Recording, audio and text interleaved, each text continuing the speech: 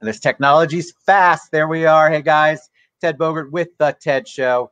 Gosh, I have not seen this young man in a very long time. Very excited to have the one, the only Dan Cockrell on the show. What's up, my friend? How are you? Ted, how are you doing? I'm doing good, man. I'm doing great. I am not in the beautiful outdoors with a canopy behind me with a nice mic, but I'm still loving life, and I'm very happy to see you and see your success and all you're doing, and very excited that you're coming on the show to kind of give some nuggets and words of wisdom. So I'm going to go ahead and share the show like I just did. And so tell people about you. We talked right before we went live. If you can give them a little bit of your origin story for those people, I don't know what part of the planet they're on, that don't know who Dan Cockrell is. I'd like them to get to know you. Yeah, well, 26-year Disney cast member. Grew up, worked here in college for a semester, went back to school. I was a political science major, and that's what you study. If you want to work for Disney, political science is what you should be studying. Just not true. So right after I graduated, came back down to Walt Disney World and got a job parking cars at Epcot, and started on the front line like many executives do at Disney, and learned the business, and went to France for 5 years, opened Disneyland Paris as a frontline management trainee, and opened parking over there, and then worked there for 5 years. Met my wife, got my green card to stay there. She's from France, so we got to stay over there. Our son was born over there. And then we moved back to Walt Disney World, back to Florida in 1997.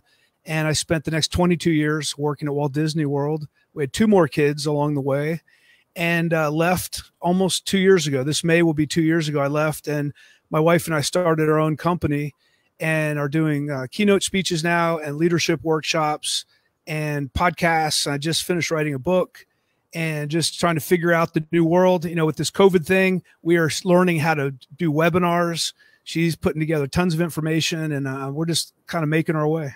I love Dan. We knew each other because our kids met each other because our kids went to school together. And I just remember your wife has the most amazing accent, of course. And your kids, I was going to ask Hunter, my son, who I think knows your daughter, is how that all kind of started.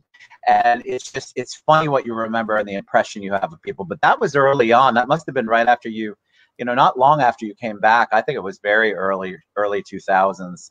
But that's right. So tell me about the passage, the leaving after a total of 26 years, what that was like, because that is a long career at any place, but you had some major leadership roles, and for you to exit, that's a big deal. That's a new start. Yeah.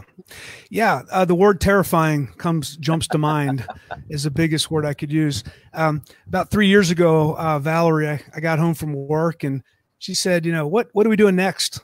And I said, there is no next. At Disney, you either die there, which is unfortunate, or you retire, but you don't leave. And so I thought about that question for a year, and we talked about it for a year.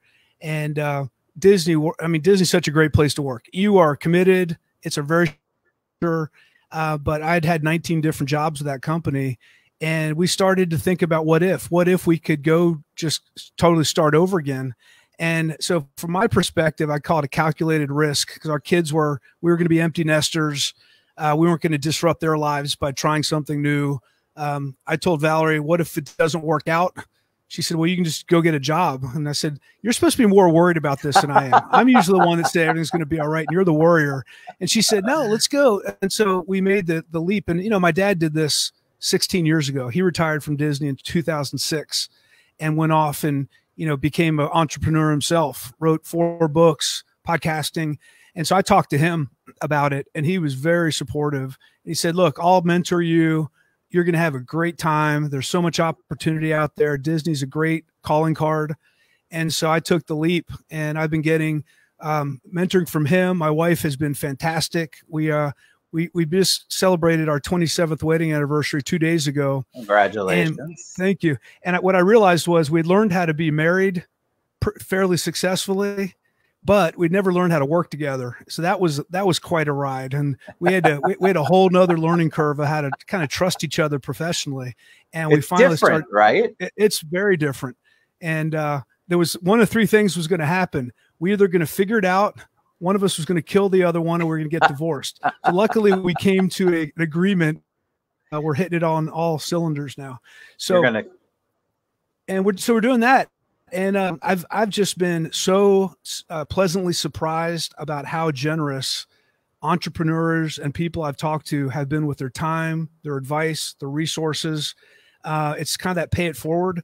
So as I'm learning now to be an entrepreneur and other people are talking about it, I feel like I need to go help them and give them some context. Here's some landmines to look out for, and here's what works, and here's where you shouldn't spend any time. And, I think we learn as we go, but it's so on one hand, I got tons and tons of great experience. On the other hand, we both feel like we're just starting out our careers, which is a pretty funny feeling. It's fascinating to redevelop or kind of a rebirth when you've had a career, especially for as long as you've had it, and you worked for someone, even though you had a leadership position and you're creative. It's still, at the end of the day, it's not your company, and now you have your company. You make the decisions. You get up in the morning and decide what to do and what not to do. Right. What I love about the podcast, for example, or what you're doing, which is Come Rain or Shine, right? That's right. Come Rain or Shine. And so the topics on there, what I feel like you're doing, and I want you to talk about it as I'm looking through the titles, especially, there's so much positivity, but there's so much good meat in there. After you being a leadership person, working your way up in Disney, you can actually give that wonderful Disney magic experience and help extrapolate it into a language that entrepreneurs and business owners would use. Yeah, Ted, that's a great way to talk about it, because when I speak to groups, I often just let them know up front, look, I know a lot of you are wondering what the Disney guy is doing here, but everything I'm going to talk about today has everything to do with your choice to be and create a great environment for people. Every company has a different amount of resources and a different kind of IP and all that kind of thing. But if you're going to run a business, it is about creating the culture and the environment for your people. And you can do that with no budget. It doesn't take any money to do that. It's just a decision you make. So when I talk to people, I love inspiring people, and I like talking philosophically about leadership, but working at Disney that long, actions and behaviors is really what defines everything. What you mean to do, what you want to do, what you're passionate about means nothing unless you actually take action. So a lot of what Valor and I do is we really want to make sure people understand, why is this important? And let's talk about very specifically the tactics, actions, and behaviors to bring that leadership to life. So if you want to be a great communicator, then you got to be communicating all the time, and you got to make sure you're doing it effectively. And you have to ask the people who are receiving the message if it's clear and if they're getting everything they need. And so there's a lot of accountability behind this. And it's like anything else. If you want to be fit, you should eat right and you should run. There's no magic formula. If you want to create a great culture, you got to make sure people feel like they're respected, they're listened to, they know what they're doing, they're trained, they have the right tools to do the job. And so I just find a lot of times people complicate it. And as I'd like to say to people, it's easy to make things complicated. It's hard to make them simple. And we really are trying hard to talk to people and say, look, there is no magic formula. It is simple, but let's talk about what the simplicity brings and the value it brings when you can do it right. Well, you mentioned culture once, and then of course we have culture dash kingdom going across the board there. Culture that seems to be a key word, a big buzzword that's become even more important during COVID, because I feel like people were developing culture. Culture was being your culture at work. What's going on? What kind of environment are you establishing? And I think a lot of that has become transparent during COVID, because you've had so many people furloughed, laid off.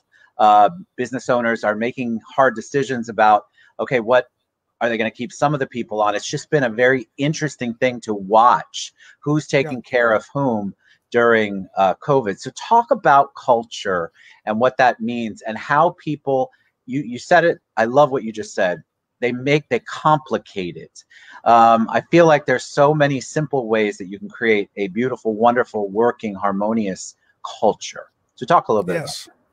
Yeah. Well, I've been studying this a lot for the past couple of years. If I wanted, I'd worked in incredible, strong culture, but I wanted to make sure I academically understood it. And so I've been reading a lot of books and listening to TED Talks and studying to form my point of view. And I think someone had said it best. A couple of people who spoke were, what is culture? Culture is how you feel when you're in a certain place. It's how it makes you feel. It either lifts you up or it drives you down. But it's, culture is not always a positive thing. It's just the environment. How do you feel when you're in that environment? And so your culture could be at home. It could be at whatever church you belong to, wherever you work. It's the people who are around you and what's acceptable and whether you fit into that culture or not. And so the working at Disney, I think we started with why are we here? What's our common purpose? Because before we build a culture, we got to make sure, okay, what are we trying to get done here? And, mission and vision, I think, are overused terms. They're important, but a lot of people use them interchangeably. What we like to talk about is common purpose. What is your purpose? When you come in every day, why are you here? What's the main thing you're trying to get done? And if you talk to anyone at Disney, they're going to tell you the purpose is to create magic, to create happiness for people. And then when you say, well, what's your role? Well, okay, I'm a vice president, or I sell tickets, or I'm a dancer, or I sell merchandise. There's thousands of different roles, but everyone has the same purpose. And that alignment is such a powerful thing when you can think to yourself, the head of the company has the same purpose as every frontline employee, and they're all working for the same reason. They just have different roles that they pursue. And when you can do that, your customers start to sense that. They sense it in how they're treated when they go interact with you or your product. They sense it when they go to your website and it makes sense and it's logical.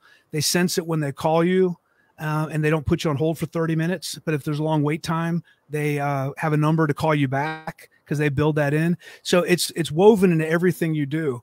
And every single person in your organization contributes or takes away from the culture every day. And at Disney, we're really big. There's 74,000 people working there. There's 50 million people visiting there. But I think the company's done a good job of continuing to recognize that where the magic happens, that moment of truth, is between every frontline employee and guest. And those hundreds of interactions that happen every day is what our reputation is. And you can't force culture. You have to create a culture and then let it exude. And if you have it, let it exude to your customers, that's where you get great value. And so this idea that I used to tell people when I ran the Magic Kingdom, I control nothing and I influence everything. And if you think as a leader you control things, you control hardly anything. You're influencing people every day through role modeling, through speaking. What do you talk about? What do you do? That's how you build culture. And a lot of, just a lot of leaders and executives want to find a shortcut because role modeling takes a lot of time. It takes a lot of effort. You can't delegate it. You have to do it yourself. And that's why I think more companies don't have people that lead by example because you have to be on the front line every day and you have to be at 10,000 feet thinking about the strategy of the company. And a lot of people just have problem kind of toggling between both of those things. I feel you're absolutely right. I feel like leadership, obviously it trickles down. So you were talking about lead by example. A lot of times it's all words. So we want to create a culture of XYZ. We want to be productive and creative. Yet that's not implemented because leadership overall doesn't seem to walk the same walk and certainly talk the same talk as what they're putting down. And so what happens, I've consulted with some companies on this exact topic. I feel like they want to manage it down. They want to micromanage the culture instead of creating it and allowing it to blossom. And I love what you said. You influence, you don't control. And people tend to want that control over it and don't realize how much more positive it would be if they would just be the influencer of it and establish the role and show people this is how I want it. So I'm up here in the role and you're in a different role, but I'm still doing the exact same thing. And that's one thing you mentioned about the Magic Kingdom. When you went there, you knew on everyone's mind was make it magical for the customer, make it magical for the guest. Nobody ever doubts that. And so it doesn't matter who's doing it. If it's the president all the way down to the person who's emptying the trash cans, everybody was smiling and making it magical. And that's where that culture top down really works. Yeah, and absolutely. And that alignment I mentioned before, people say, how do you empower your employees? I say, well, you make sure they know clearly how to make decisions. They know what they can do. And if they know that your playbook of what you're trying to do is the same as theirs, then they'll start to take risks and they're going to start to make decisions because they understand how you'd make the same decision. And it's when I used to talk to a lot of the college kids who came down, and I'd say, look, you work in a really special company because the things you learned when you first got here about safety and courtesy and show and efficiency and about creating magic, that's the same thing I'm working on every day in my job. I don't have a secret executive handbook. The things I'm working on are the same things you're working on. We're just have different roles. And once people start to understand that, they start to realize, wow, I can take some ownership here and I can start to take some risks and I can start to be creative. When you go to Walt Disney World or any Disney park, the custodial cast members, you'll see someone with a bucket and a broom making water art. People who clean don't do that. But at Walt Disney World, they realized, how can I participate? I'm going to keep the place clean, but how can I participate in creating magic? How can I participate in making people happy? Well, I'm going to figure out doing that. If I'm a bus driver, maybe I can sing a song while we're driving the bus, or I can, make a special shout out for a birthday. That's going to be my role is to drive the bus safely. My purpose is to create magic and happiness. So how can I figure out how to do that my way?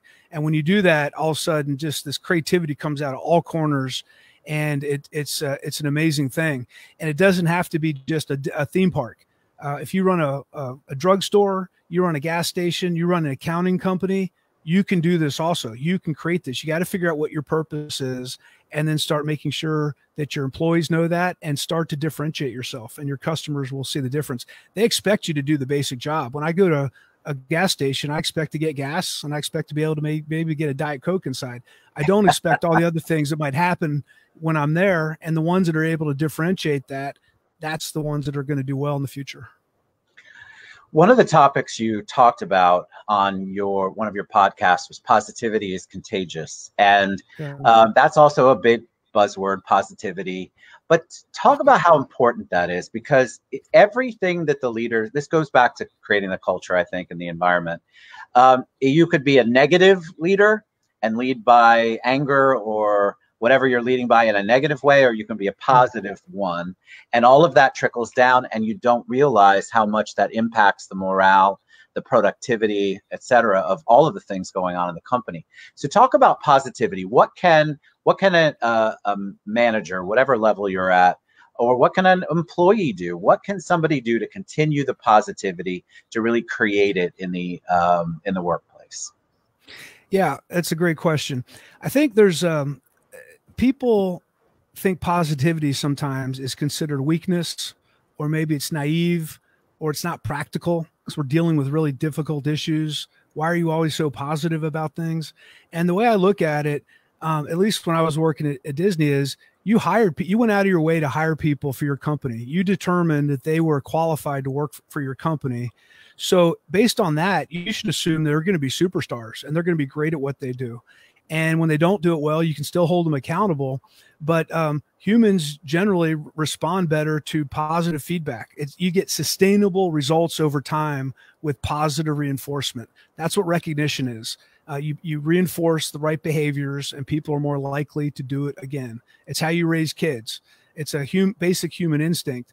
And so short term, you can use negative reinforcement, but short term, people are going to choose to leave because they have options.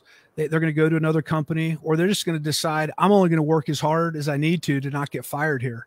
And there's a lot of disengaged people in the workforce who know exactly how much to do, just to the point where you're going to keep them because they're not breaking any rules. They're not doing anything wrong, but they have this discretionary effort they're holding back because they don't feel respected. They don't feel like you're paying attention to them. They don't feel like you care about them.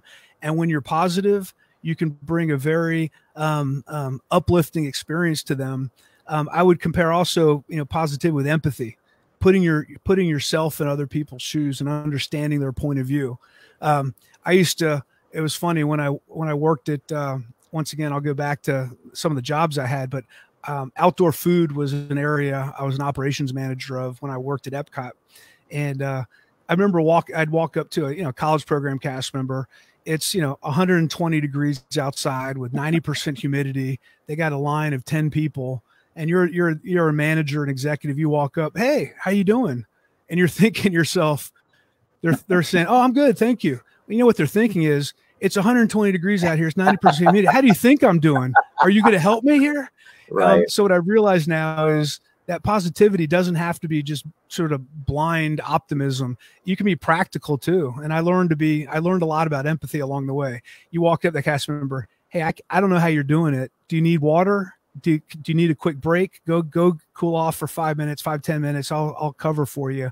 And you start to really learn how to lead people in the right way, because some people are just kind of clueless and they don't put the people's shoes, and some people are often way overly optimistic and don't pay attention to what's going on. And if you can find that right balance, as I used to tell all my leaders, as a leader, 90% of your job is to bring positive energy to anyone you're with. When you walk in a room, people should get excited, the energy levels should go up, they should feel more accountable, they should be ready to perform. Versus when you walk in the room, are they intimidated? Do they quiet down because they're worried that something's going to happen? And as a leader, you are making an impact. Everyone's watching you every single day. Everything you say, what kind of shoes you're wearing, what kind of jewelry you have, what kind of car you drive, how you handle situations, how you treat people. Do you ignore people? Do you say hi to people? You are on stage. You're under the spotlight all the time, and you can't fake it. Because faking it, you can't turn it on and off. You got to be who you are. And I happen to, Disney, it was a good fit for me because I'm a pretty optimistic person, and Disney's a pretty optimistic place. There's a lot of people who shouldn't be working there, and there's a lot of companies I shouldn't be working in either. So I think a lot of this is about right fit talent, get in a place where your attitude and your skills are going to be valued and appreciated. So let's talk about the current situation, COVID-19, we're quarantined. Eventually that's going to be broken. We're going to open up, whatever that looks like, the new normal looks like. Yep. So what kind of tips or what kind of ideas or insights can you give maybe for small to medium businesses, or really any business size, of some things that they should be working on now, things that they can do? It's going to be, guys, a new world. So whatever that looks like, no matter what you think, there's going to be a transition period.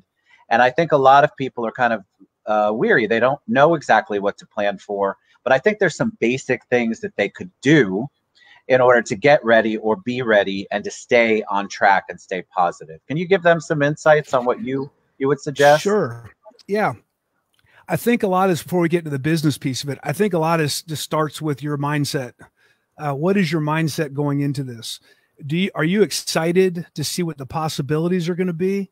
Or do you just see a lot of barriers that are going to get in the way of you being successful about the future? So I think on one hand, readjust your expectations. One of the reasons, one of the outcomes of leaving Disney, my wife and I realized, is we want more experiences in life, and we're not going to, that the Thursday paycheck and the bonus and everything isn't going to be as important anymore. So if you can expect less, you can be happy with less.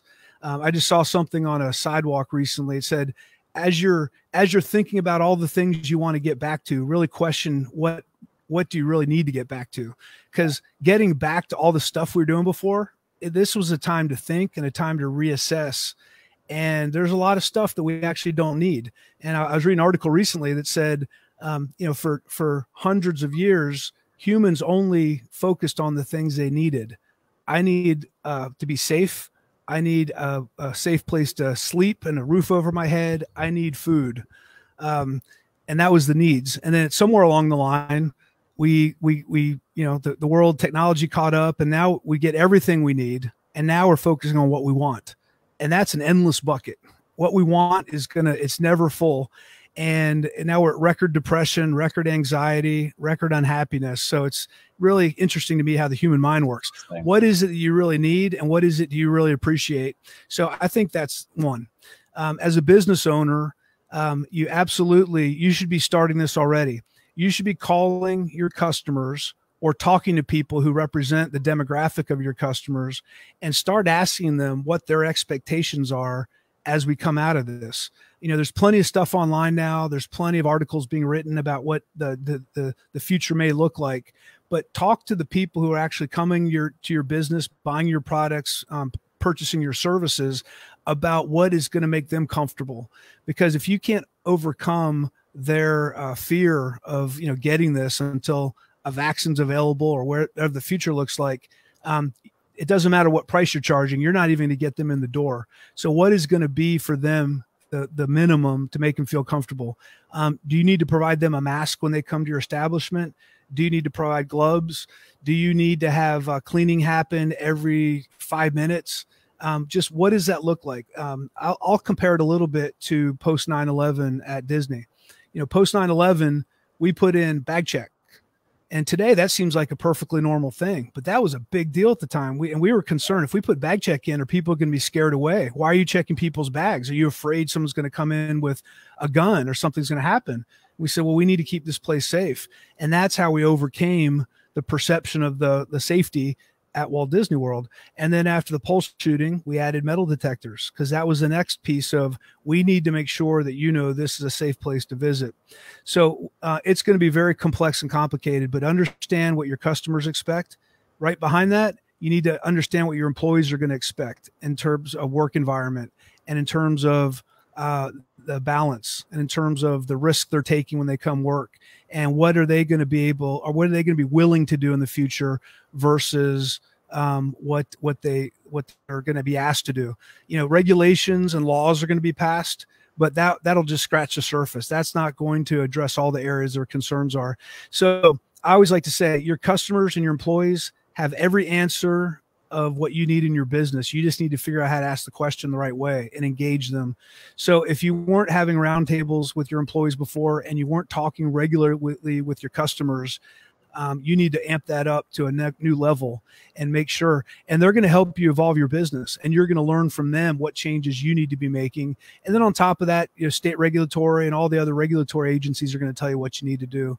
But if you can tackle that, I think it's going to help you keep up with the changes that are going to have to happen versus being dragged along. You don't want to be the third one at the table to say, okay, we're going to make the change now that our competitors have. You want to be ahead of that curve and make sure you understand where the right investments are going to be, that they feel comfortable. And then after you do that, then you do what you've always done. You need to give excellent guest service, excellent communication to your customers. You just need to really nail it, because people, they're going to have less money. They're going to be more stingy with their money, and they're going to spend it in the places they think have value. And that's always been the case. And that's certainly going to be the case for the next few years, at least, I think. That is so good. That I haven't heard anybody dive into it like that. That is excellent. That was really good, because I think people they're preparing in the way that they know, but nobody knows this, so they have never experienced it. So how do you prepare for what you know? The excellent customer service and service that you talked about, yes, but the actual what the expectations are, those are fantastic points. All right, I have to ask every guest this, Dan. What are you personally doing, just Dan, self-care wise, to keep creative and to keep the momentum going in what you're doing? Yeah, well, my wife and I, our son, he's a freshman at University of Denver. So he's the one back in the house. He's up in his room, either online learning or on a video game. We're not quite sure. Something's going on up there. But we've kept a pretty structured schedule. Monday through Friday, we get up early. I get my emails done. I get as much done as we can. We walk the dog. We talk about what we're going to do for the day. I tell her what's on my schedule, what webinars I have, what interviews I have, what's going on with the book. She asks me what I need support on moving forward. I'll say, I got a webinar next Friday. This is the topic. She starts putting that together at lunch. We touch base at lunch. She usually goes and takes a walk. I go take a run. I've been exercising every single day. That's my release. And then the evening we all have dinner together. We started watching Lost. We never saw the series. 16 years later, we thought it was time to get on board. And so we're getting a little entertainment in. We go to bed fairly early and do it all over again. And then on Saturdays and Sundays, we don't schedule anything. We went on a 20-mile bike ride yesterday. So we're trying not to let, that whole thing just turn into, what day is it? We want to keep structure and we want to keep looking ahead. We're talking to lots of people. I'm running 10 mastermind groups now, Monday through Friday, on a 2-week rotating basis. I reached out to a lot of my followers and said, who would like to get on a Zoom call at 1:00, and 230 people responded. So Wow. every day at 1:00, I have people from Europe, Australia, South America, United States, Canada, all walks of life, entrepreneurs, executives, podcasters, and we just get on as a group and we chat for an hour about what's going on, what we're hearing about, what's on our minds. We share stuff, and it's been awesome learning experience to connect with all these people. So, and I also started a daily podcast on the Come Rain or Shine channel called Lemons to Lemonade. So I've been doing that now for about 3 weeks. So every day, Jody, my partner, and I do a 5 or 6 minute podcast. We tell a couple jokes. We tell people what's going on, what we're hearing, and just to keep people's spirits up. And, you got to do something. Yeah. Every day I want to have a list of stuff to get done, and I want to get it done. And it's funny, no matter how small it is, how confident you feel at the end of the day when you get stuff done. So anytime you feel down and you're like, this is overwhelming me, control, just say, okay, you know what? I'm going to run a mile every day moving forward. Or I'm going to take a walk around the block 5 times, or I'm going to read a book and I'm going to read a chapter a day. Just be productive, get something done. And it's, I think human nature, it'll just make you feel better about yourself, and it'll lead to other things you can get done. Man, you're awesome. What an honor to have you on, my friend. I appreciate such great nuggets. I can't wait to share this with everybody.